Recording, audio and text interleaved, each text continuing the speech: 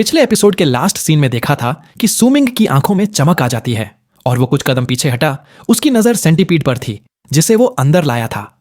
जैसे ही centipede 100 feet के area में आया, वो सुमिंग को देख ही नहीं पा रहा था, बस इधर उधर घूमने लगा।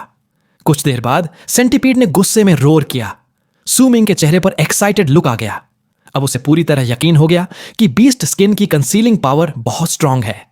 उसी वक्त उसने अपना राइट हैंड उठाया और सेंटीपीड की तरफ इशारा किया। एक पल में सेंटीपीड का सिर फट गया और वो वहीं मर गया। उसका बॉडी जमीन पर मरोड़ खाने लगा। लेकिन जैसे ही वो मरा, सुमिंग की आंखों में चमक आ गई और उसके चेहरे पर सरप्राइज दिखा। अब आगे सुमिंग ने देखा कि सेंटीपीड का कारकेस मरने के बाद पिघलने लगा और रेड मेडो पर अजीब तरह से मरोड़ खाने लगा।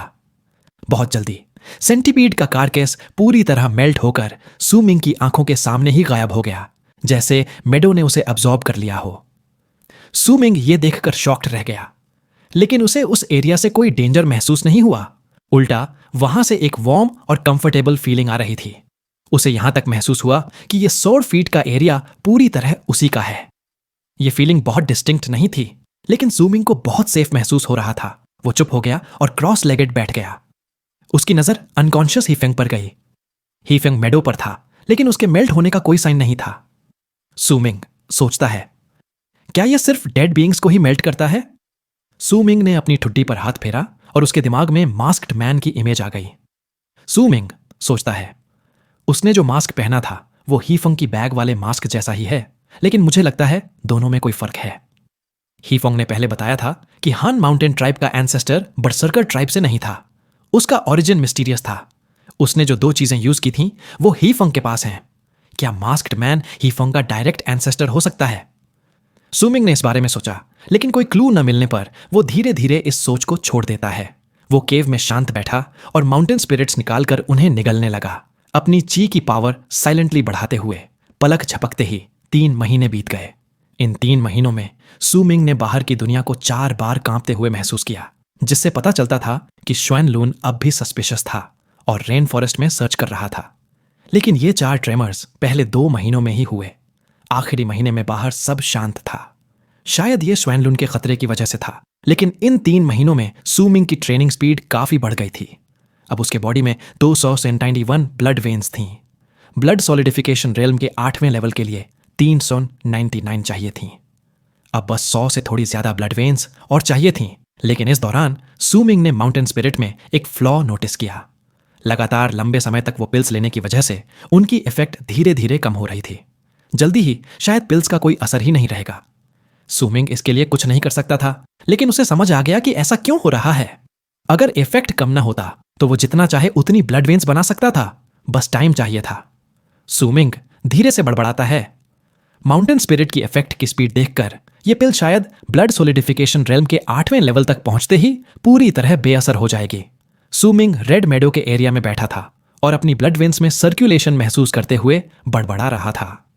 सुमिंग सोचता है, अच्छा है कि साउथ असंडर का इफेक्ट अब भी है और मैं उससे अपनी इंजरीज हील कर सकता हूं, और ट्रेनिंग के लिए माउंटेन स्पिरिट के बिना भी मैं ट्रेनिंग कर सकता हूं। उसके चेहरे पर रेजोल्यूशन आ गया। सुमिंग सोचता है, मेरे पास अब भी 2 ड्रॉप्स बजर्कर ब्लड की हैं। इसके अलावा मैं ब्लड बर्निंग की आर्ट भी कास्ट कर सकता हूं।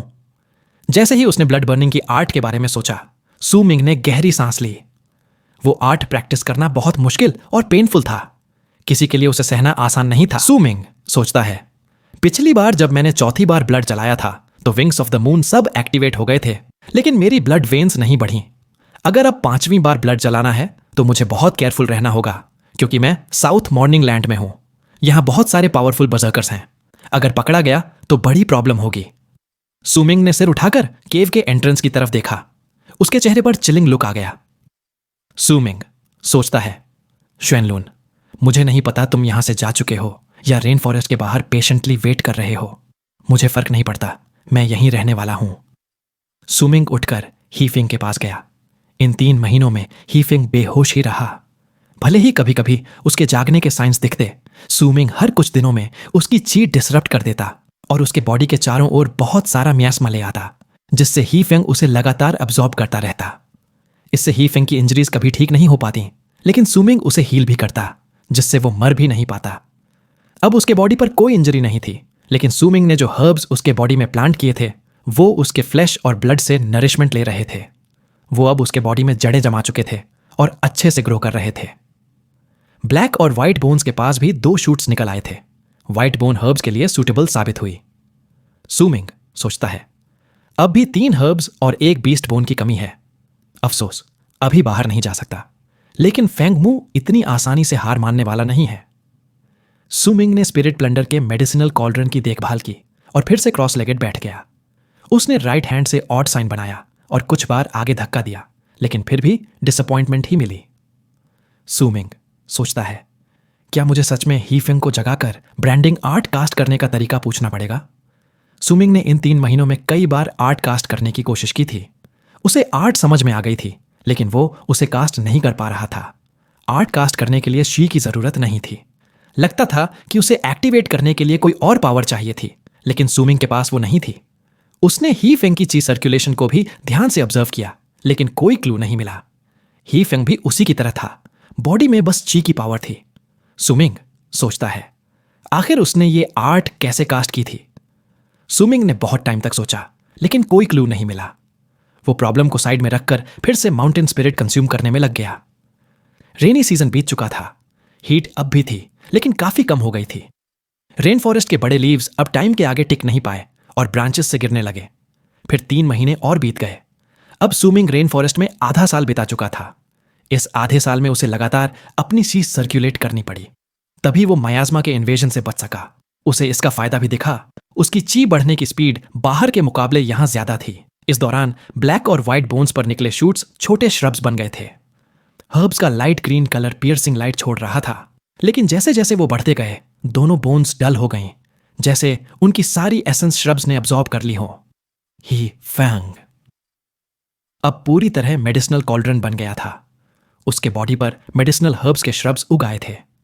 हर्ब्स उसकी स्किन को तोड़कर सॉइल से निकले पौधों की तरह बाहर आ गए थे। वो अच्छे से ग्रो कर रहे थे। हीफोंग का बॉडी पहले से ही विदर्ड था, अब और भी ज्यादा सूख गया था। हीफोंग आधा साल से बेहोश था।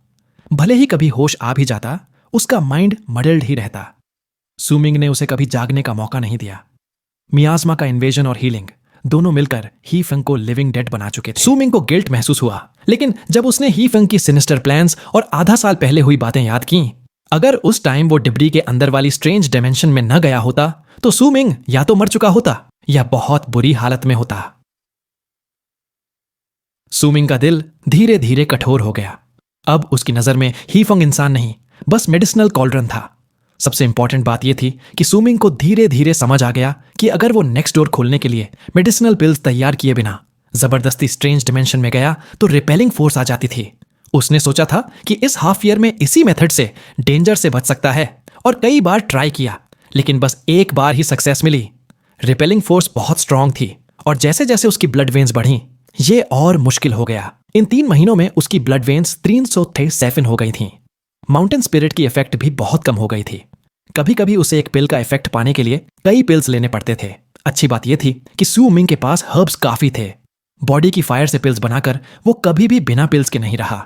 कभी कभी सुमिंग बाहर जाता, कुछ इंसेक्ट्स और क्रीचर्स को ल्यूर करता और फिर रेड मेडो के एरिया में मार देता ताकि मेडो उनके कार्कसेस अब्सॉर्ब कर सके।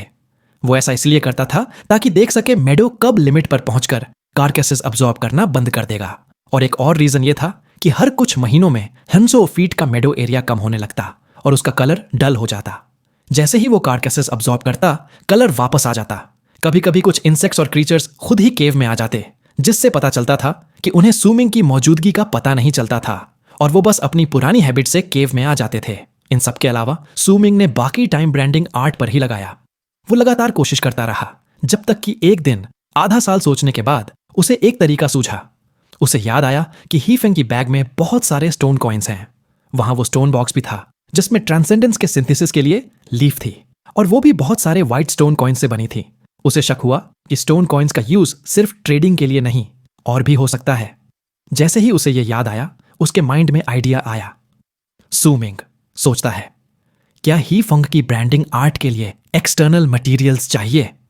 सुमिंग ने पर्पल बैग से एक व्हाइट स्टोन कॉइन निकाली। कॉइन गोल थी और जब उसने उसे हाथ में लिया तो उसमें से थोड़ी वार्मथ आ रही थी। सुमिंग ने पहले कभी ध्यान नहीं दिया था, लेकिन अब ध्यान से देखने पर उसे लगा कि ये कॉइन बाकी स्टोन्स से अलग है। स्यूमिंग सोचता है, ये स्टोन सभी बजर्कर ट्राइब्स में यूज होती है, लेकिन कभी किसी फेक कॉइन का रिकॉर्ड नहीं है। जरूर इसमें कोई सीक्रेट है जो लोग नहीं जानते। मैं हमेशा इसे ओवरलुक करता रहा। सू मिंग की आंखों में चमक आ गई। उसने स्टोन कॉइन हाथ में ली, राइट हैंड से स्ट्रेंज साइन बनाया और एक वेल प्रैक्टिस्ड मोशन में हल्का सा आगे धक्का दिया, जैसे वो सैकड़ों बार प्रैक्टिस कर चुका था। जैसे ही उसने धक्का दिया, सू मिंग के माइंड में कुछ चेंज हुआ। उसे साफ महसूस हुआ कि उसके बॉडी में व्हाइट स्टोन कॉइन से एक फॉरेन सेंसेशन अब्सॉर्ब हो रही है। वो सेंसेशन उसके राइट हैंड में एक ऐसे रास्ते से गई जो ची सर्कुलेट होने के रास्ते से अलग था।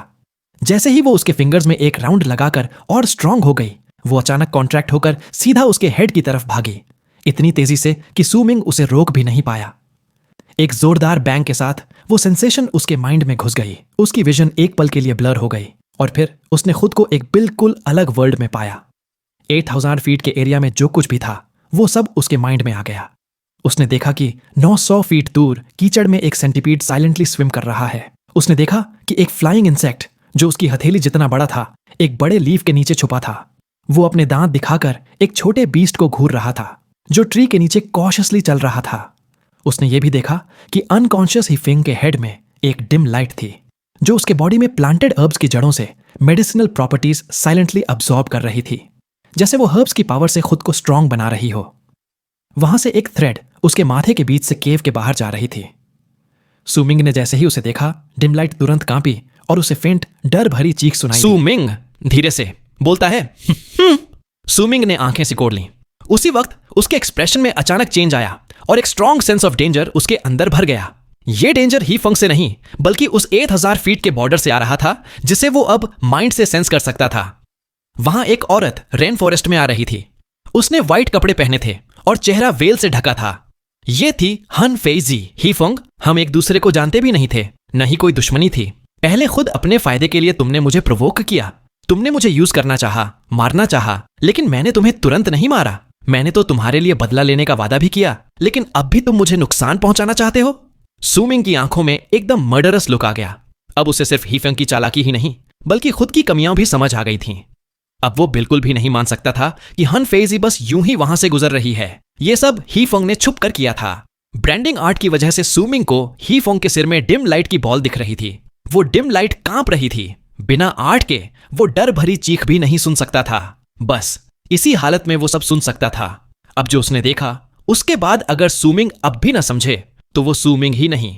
अगर उसने ब्रांडिंग आर्ट कास्ट करने का तरीका ना समझा होता तो हान फेजी उसके सामने आकर भी उसे पता ना चलता कि वो कैसे मिली।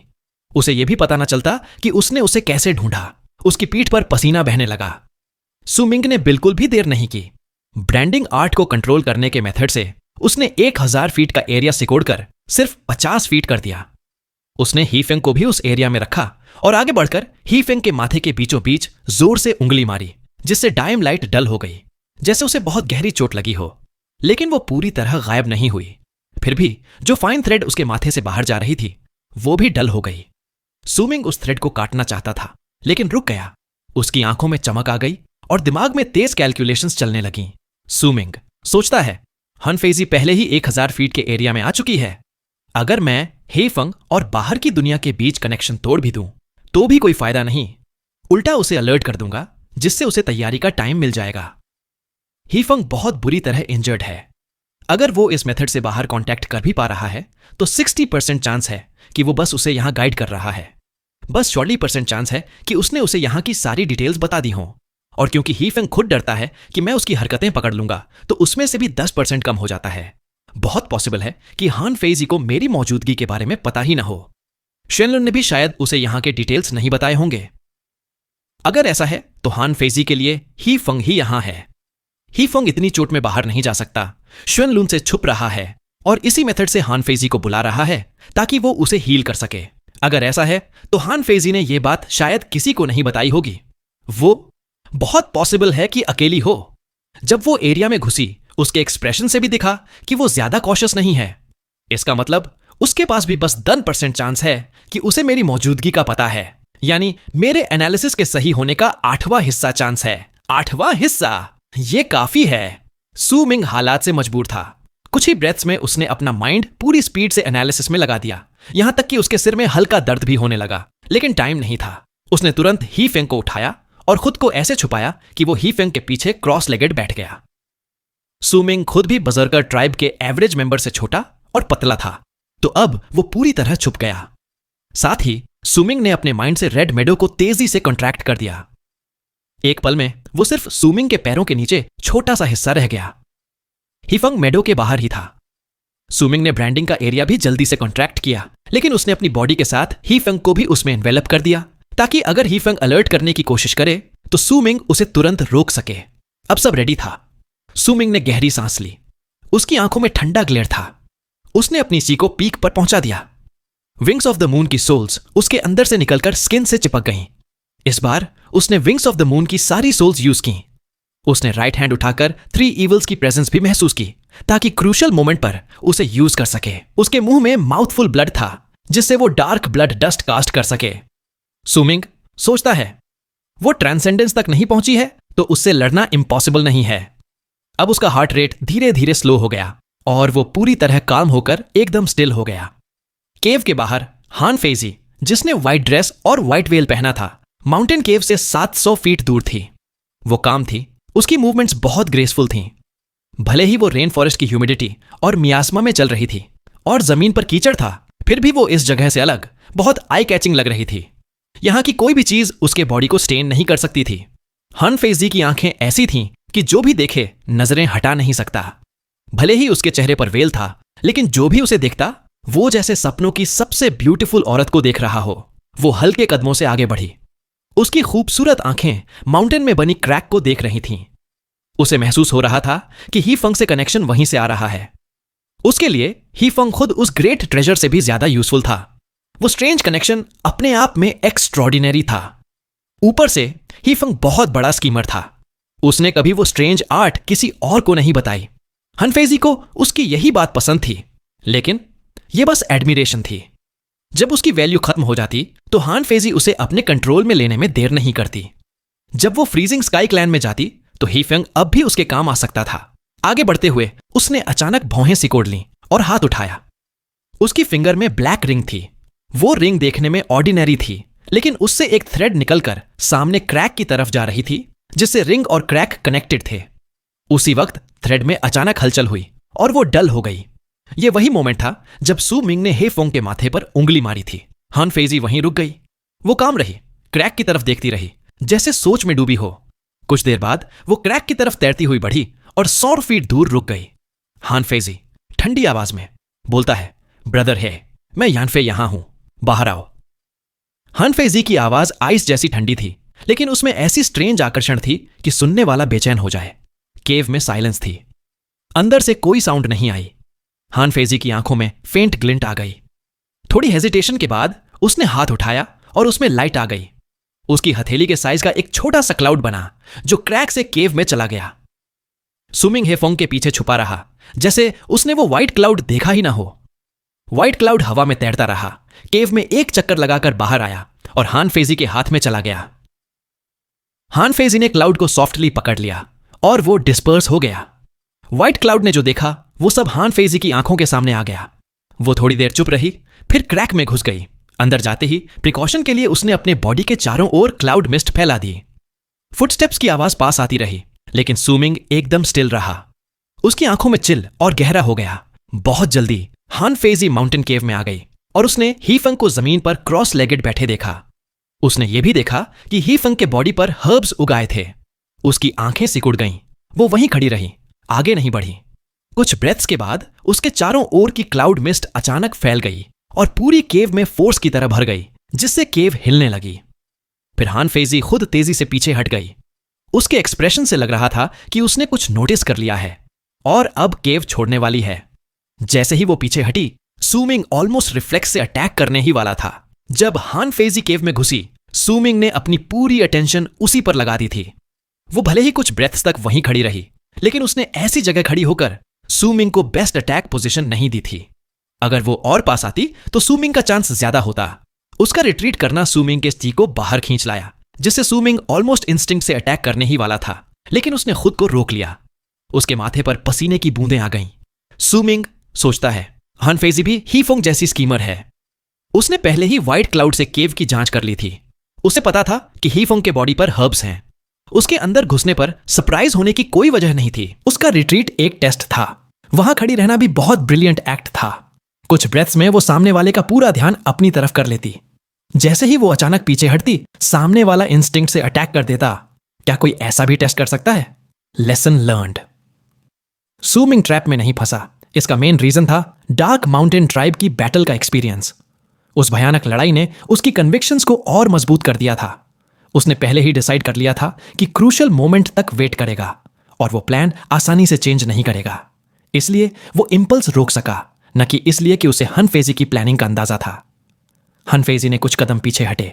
उसकी आंखों में चमक थी। जब उसने देखा कि कुछ नहीं हुआ तो वो थोड़ी रिलैक्स हुई और फिर आगे बढ़ने लगी। अब उसकी और हीफेंग के बीच की दूरी धीरे धीरे कम हो रही थी।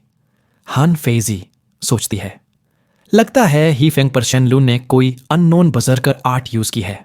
उसकी जान ऑलमोस्ट जा चुकी है। शायद बड़ी मुश्किल से बचकर यहां छुप गया। बेहोश होने से पहले उसने मुझे कांटेक्ट किया ताकि मैं उसे बचा सकूं। हनफेजी ने केव में बैठे हीफेंग को देखते हुए और कुछ कदम आगे बढ़ाए ताकि और पास जाकर देख सके। उसकी नजर में हीफेंग के पीछे की जगह खाली थी। वहां कोई नहीं था। जैसे ही वो और आगे बढ़ी और हीफेंग से बस 10 फीट दूर रह गई, अचानक उसके दिमाग में कोई थॉट आया। उसकी आंखें चौड़ी हो गईं और वो तेजी से पीछे हट गई। हनफेजी सोचती है, कुछ तो गड़बड़ है। ये क्रैक रेन फॉरेस्ट के डीप हिस्से में है। यहां मियास्मा बहुत थिक होना चाहिए। हीफेंग तो अनकॉन्शियस है, वो मियास्मा को दूर नहीं कर सकता, लेकिन यहां मियास्मा बहुत थिन है। रेन फॉरेस्ट की क्रैक्स आमतौर पर इंसेक्ट्स और बीस्ट्स के रेस्टिंग प्लेस होती हैं, लेकिन यहां कुछ नहीं है। हीफेंग अनकॉन्शियस है तो फिर इंसेक्ट्स और बीस्ट्स यहां क्यों नहीं आ रहे? ये जगह ट्रैप है। हनफेजी का दिल कांप गया। उसे समझ आ गया कि उसकी हालत अच्छी नहीं है। वो बस पीछे हटने ही वाली थी कि उसी वक्त सू मिंग की आंखों में, जहां वो हीफेंग के पीछे छुपा था, चमक आ गई। जैसे ही हनफेजी पीछे हटी, उसके पैरों के नीचे का रेड मेडो यानी लाल मैदान अचानक फैल गया। अटैक! दोनों चीजें लगभग एक ही वक्त पर हुई। जैसे ही हनफेजी पीछे हटी, सू मिंग के पैरों के नीचे का रेड मेडो तेजी से फैल गया। पलक झपकते ही वो हनफेजी के पैरों के आगे तक फैल गया और माउंटेन केव के अंदर 100 फीट का पूरा एरिया कवर कर लिया। अब हनफेजी उन्हीं 100 फीट के अंदर थी। उसे एक पल के लिए अपनी विजन ब्लर होती महसूस हुई। उसके सामने सब कुछ इंस्टेंटली बदल गया। किसी को नहीं पता वो क्या देख रही थी, लेकिन उसकी आंखों में जो शॉक था उससे साफ था कि वो जरूर स्टन्ड थी। सू मिंग अगर अटैक न करता तो एकदम स्टिल रह सकता था, लेकिन एक बार अटैक किया तो उसका वार बिजली की तरह तेज था। उसका हनफेजी से कोई पर्सनल ग्रज नहीं था, लेकिन वो जानता था कि अगर उसे पहले से खतरे का पता न होता तो जब हनफेजी केव में आती और उससे टकराती तो वो जरूर ऑफ गार्ड पकड़ा जाता और शायद मारा भी जाता। यह किसी दुश्मनी की वजह से नहीं, बल्कि गेंस की लड़ाई थी। हीफेंग खुद एक बहुत बड़ा गेंद था। सू मिंग के पास जो आइटम्स थे उनकी वैल्यू ही इतनी थी कि बहुत लोग पागल हो सकते थे, और वो ग्रेट ट्रेजर तो गिनती में भी नहीं था। जैसे ही हनफेजी रेड मेडो से घिरी, सू मिंग ने तुरंत अपना राइट हैंड उठाया। उसने पहले ही 3 ईवल्स की लोकेशन पता कर ली थी, इसलिए उसने नॉर्थ वेस्ट डायरेक्शन की तरफ तुरंत वार किया। जैसे ही उसका राइट हैंड नीचे गया, सू मिंग की ब्लड वेन्स एक साथ जुड़कर उसके बॉडी से नॉर्थ वेस्ट की तरफ निकल गईं और एक पल में गायब हो गईं। लेकिन जैसे ही उसका राइट हैंड नीचे गया, हनफेजी की आंखों में किलिंग इंटेंट आ गया, जो रेड मेडो के अंदर थी, और एक्सप्रेशन बदल गया था। उसने हाथ उठाया और उसके बॉडी के चारों ओर क्लाउड्स ऑफ मिस्ट आ गए। लेकिन उसी वक्त मिस्ट में जोरदार बैंग हुआ और उनके बीच में एक बड़ी क्रैक बन गई। हनफेजी उस क्रैक से साफ दिख रही थी। भले ही उसके चेहरे पर व्हाइट वेल थी, लेकिन उसका चेहरा सफेद पड़ गया था और उसकी आंखों में शॉक था। उसे पता था कि जो व्हाइट मिस्ट उसने बनाई थी वो देखने में ऑर्डिनरी थी, लेकिन असल में उसे तोड़ना बहुत मुश्किल था। ट्राइब के सीनियर्स भी पावरफुल बजरकर आर्ट के बिना उसे नहीं तोड़ सकते थे, लेकिन इस इनविजिबल एनिमी ने अननोन मेथड से ऐसा कर दिखाया। वो उसे अंडर एस्टिमेट नहीं कर सकती थी। और भी शॉक तब हुआ जब मिस्ट कट गई और एक स्ट्रॉन्ग सेंस ऑफ डेंजर उसके सामने आ गया, जैसे कोई फॉर्मलेस वेंट उसे पूरी तरह निगलने आ रहा हो। हनफेजी के पास पावरफुल बजरकर आर्ट कास्ट करने का टाइम नहीं था।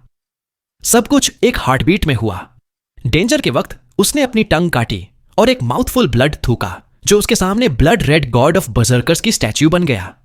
सही कहें तो वो स्टैच्यू एक औरत की थी। उसका फेस साफ नहीं दिख रहा था, लेकिन जैसे ही वो स्टैच्यू आई, उसके बॉडी से पीर्सिंग लाइट निकली। वो लाइट सू मिंग के एग्जीक्यूशन ऑफ द 3 इविल से टकराई और जोरदार क्रैश की आवाज आई। साथ ही हन फेजी ने अपना राइट हैंड उठाकर अपने माथे के बीच में टैप किया। तुरंत ही उसके माथे से गोल्डन लाइट निकली। जैसे ही वो नीचे बरसी, उसका पूरा बॉडी गोल्ड हो गया। गोल्डन कलर आते ही वो तेजी से पीछे हटी। एक कदम में ही वो जैसे हवा पर चलती हुई सू मिंग के फैलाए रेड मेडो, जिसे हिंदी में लाल घास का मैदान बोलते हैं, उसके 100 फीट के एरिया से बाहर निकल गई। लेकिन साफ था कि गोल्डन लाइट यूज करने का हान फेजी पर बहुत बर्डन पड़ा। जैसे ही वो बाहर निकली, उसके होंठों से खून बहने लगा, लेकिन वो रुकी नहीं। वो सीधा माउंटेन केव से बाहर भाग गई। उसने पहले ही डिसाइड कर लिया था कि जैसे ही वो ओपोनेंट के ट्रैप से बाहर निकलेगी और बाहर आकर सांस ले पाएगी, तो वो उस इंसान को जिसने उस पर हमला किया जरूर खत्म कर देगी। लेकिन सू मिंग उसे इतनी आसानी से जाने देने वाला नहीं था। रेड मेडो उसे लॉक नहीं कर पाया और execution of the 3 evils female god of berserkers की स्टैच्यू ने डिस्पर्स कर दिया। लेकिन सू मिंग का अटैक जारी रहा। जैसे ही हान फेजी केव के एंट्रेंस से कुछ ही फीट दूर थी, सू मिंग एक कदम में उसके करीब पहुंच गया। उसकी आईज ठंडी थीं और उसने राइट हैंड से हान फेजी की तरफ इशारा किया। जैसे ही उसने ऐसा किया, विंग्स ऑफ द मून की सोल्स जो उसके चारों ओर थीं, एक हाउल के साथ बाहर निकली और एक जाइगेंटिक फिस्ट बना लिया। ये फिस्ट इनविजिबल थी, लेकिन हान फेजी उसे साफ महसूस कर सकती थी। उसकी आंखों में चमक आई और उसने जल्दी से अपने राइट हैंड से सामने एक सर्कल बनाया। तुरंत ही क्लाउड्स ऑफ मिस्ट अचानक आकर एक सर्कल बन गए, जो विंग्स ऑफ द मून की सोल से बनी फिस्ट से टकराने वाले थे। लेकिन उसी वक्त सू मिंग के होंठों पर ठंडी मुस्कान आ गई। जैसे ही वो बाहर निकला, उसने तेजी से ब्रांडिंग आर्ट को फैलाया। जैसे ही 8000 फीट का एरिया उसके माइंड में आया, उसने वो एरिया हान फेजी की तरफ कंट्रैक्ट कर दिया। ब्रांडिंग आर्ट में यही एकमात्र अटैक था, भले ही सू मिंग को इसका एग्जैक्ट इफेक्ट न पता हो। ये उसका पहला यूज था, लेकिन उस वक्त उसके पास कोई और ऑप्शन नहीं था। ब्रांडेड 1000 फीट एरिया इतनी तेजी से कॉन्ट्रैक्ट हुआ कि एक पल में ही हान फेजी के बॉडी को पूरी तरह कवर कर लिया। वो कांपी और उसके चेहरे पर पेन आ गया। उसे लगा जैसे उसके सिर में सैकड़ों सुइयां चुभ रही हों, और उस पेन की वजह से उसके सामने का क्लाउड रिंग भी डिसिपेट होने लगा।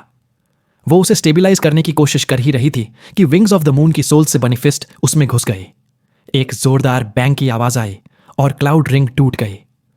विंग्स ऑफ द मून की फिस्ट उसे चीरती हुई हान फेजी के चेस्ट से टकराई।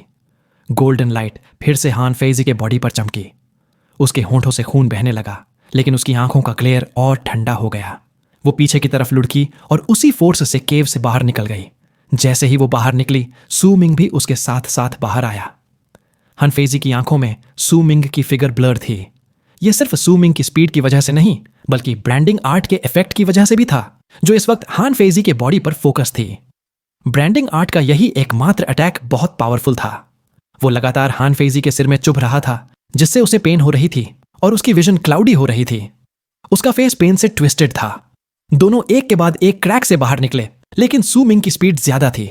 जैसे ही वो हान फेजी के पास पहुंचा, उसने बिना एक शब्द बोले अपने मुंह में रखा हुआ खून थूक दिया। वो माउथफुल ब्लड सू मिंग की बर्सर्कर आर्ट डार्क ब्लड डस्ट के लिए था। जैसे ही उसने खून थूका, वो ब्लड तुरंत एक बड़ी रेड मिस्ट बन गया, जो उसके सामने के एरिया को ढंक गई। एक जोरदार स्क्रीम और पियर्सिंग स्ट्रेंथ के साथ मिस्ट हान फेजी की तरफ बढ़ गई। हान फेजी का एक्सप्रेशन बदल गया। माउंटेन केव से बाहर आए उसे कुछ ही ब्रेथ्स हुए थे। उसने अपने एनिमी का फेस भी ठीक से नहीं देखा था और वो कई बार घायल हो चुकी थी। ये उसके ईगो के लिए अनएक्सेप्टेबल था। सू मिंग का ब्लड मिस्ट उसकी तरफ बढ़ा। हान फेजी पीछे हटती गई और उसने अपना राइट हैंड आगे किया। अगर वो इसे थोड़ी देर भी रोक पाती तो वो बैटल की इनिशिएटिव वापस ले सकती थी और काउंटर अटैक कर सकती थी, लेकिन उसे शुरू से ही इनिशिएटिव नहीं मिल सका। उसके एनिमी के अटैक्स एक स्टॉर्म जैसे थे और उनमें कोई कमी नहीं आ रही थी, बल्कि वो और तेज हो रहे थे। हान फेजी सोचती है, अगर मुझे बस एक मौका मिल जाए। हान फेजी ने राइट हैंड आगे किया और अचानक 5 कलर्स की मिस्ट बन गई। जैसे ही वो ब्लड मिस्ट से टकराई, सिजलिंग साउंड्स आईं और ब्लड मिस्ट तुरंत डिसिपेट हो गई। हान फेजी काउंटर अटैक करने ही वाली थी, लेकिन सू मिंग ने यह बैटलफील्ड बहुत सोच समझकर बनाया था ताकि उसे पूरी इनिशिएटिव मिले। वो उसे मौका नहीं देने वाला था। जब उसने ब्लड थूका था, उसी वक्त उसने अपने हाथ फैलाए और विंग्स ऑफ द मून की सोल्स उसके चारों ओर इकट्ठा हो गईं। अब वो अकेला नहीं लग रहा था, बल्कि वो ऐसे आसमान में उठ गया जैसे हवा पर चल रहा हो। फिर उसने फिस्ट को कसकर बिना आवाज किए हान फेजी की तरफ पंच मारा, जो अभी भी डार्क ब्लड डस्ट की मिस्ट के पीछे थी। उस पंच में सू मिंग की पूरी ची की पावर थी और उसके बॉडी के बाहर विंग्स ऑफ द मून की फॉर्मलेस सोल्स भी जायंट फिस्ट बनकर उसके साथ आ गईं। उस पंच ने हान फेजी के काउंटर अटैक का मौका भी खत्म कर दिया, उसे फिर से डिफेंड करने पर मजबूर कर दिया। उसके पूरे बॉडी के चारों ओर क्लाउड्स थे जब सू मिंग की फिस्ट उससे टकराई। बूमिंग साउंड्स लगातार गूंजने लगीं। सू मिंग का बॉडी आसमान में ब्लर हो गया। उसके हर पंच पिछले से तेज था और वो हान फेजी की तरफ तेजी से बढ़ रहे थे जो पूरी तरह डिफेंसिव में थी। जैसे जैसे वो हर अटैक को रेजिस्ट करती, वो पीछे हटती जाती। उसकी आंखों का कोल्ड ग्लेयर आसमान को भी फ्रीज कर सकता था, लेकिन उसे पीछे हटना ही पड़ रहा था। उसे साफ महसूस हो रहा था कि एनिमी के हर पंच में दो फोर्सेस थीं। एक तो की की पावर थी जिसे वो इग्नोर कर सकती थी, लेकिन दूसरी पावर बहुत स्ट्रेंज और टेरिफाइंग थी। वो पावर उसके बॉडी पर नहीं, उसकी सोल पर अटैक कर रही थी। ब्रांडिंग आर्ट की वजह से कांस्टेंट पेन में हान फेजी को लग रहा था जैसे उसकी सोल बिखरने वाली है। इसी वक्त सू मिंग ने एक पंच और मारा और विंग्स ऑफ द मून की सोल्स उसके बॉडी से बाहर निकलकर हान फेजी को फिर से सैकड़ों फीट पीछे धकेल दिया। अब पहली बार उसने बोला और उसकी आवाज जो घोर और फटी हुई थी चारों ओर गूंज गई। सू मिंग घोर आवाज में बोलता है, हीफंग, तुमने ही उसे यहां बुलाया और अब भी अटैक नहीं कर रहे। कितना और वेट करोगे? अगर हीफेंग उसकी बात सुन पाता तो जरूर उसे डिस्पिकेबल कहता, लेकिन वो सुन नहीं सकता था। हन फेजी ने ये वर्ड सुने तो उसके फेस पर पैनिक और एंगर आ गया। उसे पहले से शक था और अब बिना किसी हेजिटेशन के वो तुरंत पीछे हट गई। गोल्डन लाइट की एक रे बनकर बाहर भाग गई। वो हाई स्टेटस वाली थी और रिस्क नहीं लेना चाहती थी। वो मिस्टीरियस एनिमी जो ट्रांसेंडेंस के लेवल का था, पहले ही उसका इनिशिएटिव छीन चुका था और उसे डिफेंसिव में डाल चुका था। अगर हीफंग ने भी अटैक कर दिया होता तो या तो उसे अपनी ब्लड वेन्स की कंप्लीशन छोड़कर तुरंत ट्रांसेंड करना पड़ता या फिर वो हार जाती। सू मिंग ने उसका पीछा नहीं किया। उसका फेस पेल था और मुंह से खून बह रहा था। भले ही उसने इस बैटल में इनिशिएटिव पा लिया था, लेकिन हर बार जब उसका अटैक हान फेजी पर पड़ता तो उसके बॉडी के बाहर की गोल्डन लाइट उसकी अटैक्स को अब्सॉर्ब और रिफ्लेक्ट कर देती, जिससे सू मिंग बार बार घायल होता रहा। सू मिंग सोचता है वो औरत ब्रांडिंग आर्ट की वजह से कांस्टेंट पेन में थी और विंग्स ऑफ द मून की सोल्स से भी शेकन थी। ऊपर से ट्रैप में फंसकर सिर्फ डिफेंड कर रही थी तो वो पूरी तरह कंफ्यूज्ड हो गई। उसने रिट्रीट किया, वो भी हीफेंग वाली बात सुनकर, लेकिन वो सिंपल इंसान नहीं है, जल्दी ही समझ जाएगी कि यह सब झूठ था। सू मिंग वापस केव में भागा, दोनों बोन्स को बैग में रखा, हीफेंग का बॉडी उठाया और रेन फॉरेस्ट के और अंदर भाग गया। एक इंसेंस स्टिक के जलने जितने टाइम बाद आसमान में मिस्ट का एक क्लाउड विसल करता हुआ आया। हन फेजी का फेस आइस जैसा ठंडा था। वो उसी जगह उतरी जहां बैटल हुई थी और रेन फॉरेस्ट की गहराई में घूरने लगी। उसकी आंखों में फेरोशियस लुक आ गया। जब से वो छोटी थी उसने कभी इतनी बड़ी हार नहीं झेली थी। यह पहली बार था जब उसे रिट्रीट होना पड़ा और वो अपने एनिमी का फेस भी नहीं देख पाई। उसके प्राइड के लिए यह अनएक्सेप्टेबल था। हन फेजी सोचती है, इस इंसान की पावर बहुत ज्यादा नहीं थी, लेकिन उसके अटैक्स बहुत स्ट्रेंज थे। उसके अटैक्स का लेवल ट्रांसेंडेंस से कंपेयर हो सकता है। वो बहुत इंटेलिजेंट भी है, लेकिन चाहे तुम कोई भी हो, जब तक हान माउंटेन सिटी के आसपास हो, मैं तुम्हें जरूर ढूंढ निकालूंगी। हन फेजी का एक्सप्रेशन धीरे धीरे काल्म हो गया, लेकिन उसकी आंखों में सू मिंग के लिए एंगर अब भी थी और बहुत देर तक रही। दोस्तों, मुझे आप सभी की हेल्प की जरूरत है। मेरे अलावा जिन जिन चैनल पर भी आप अभी दूसरी नोबेल एक्सप्लेनेशन को सुन रहे हैं, तो उस चैनल में जब भी कोई नई वीडियो आए तो कमेंट में मेरे चैनल के बारे में बताओ या ये बताओ कि मैं pursuit of the truth novel को एक्सप्लेन कर रहा हूं, जिससे अगर कोई दूसरा इंटरेस्टेड होगा तो हमारे चैनल में आएगा, जिससे हमारे चैनल की रीच बढ़ेगी और हमारा चैनल ग्रो करेगा, जिससे मुझे भी वीडियो डालने का मोटिवेशन मिलेगा। और हाँ, अब ये पार्ट यही खत्म करते हैं। आगे की स्टोरी आने वाले नेक्स्ट पार्ट में पता चल रही होगी। साथ ही अगर आप में से कोई पहली बार हमारे चैनल पर आया है तो मैं केवल यही बोलूंगा कि आप हमारे चैनल को सब्सक्राइब कर सकते हैं। साथ ही अगर आपको यह वीडियो पसंद आई हो तो वीडियो को लाइक करके एक प्यारा सा कमेंट भी कर देना, जिससे मुझे भी खुशी होगी। और अगर आप चाहे तो इस वीडियो को अपने दोस्तों के साथ शेयर भी कर सकते हैं।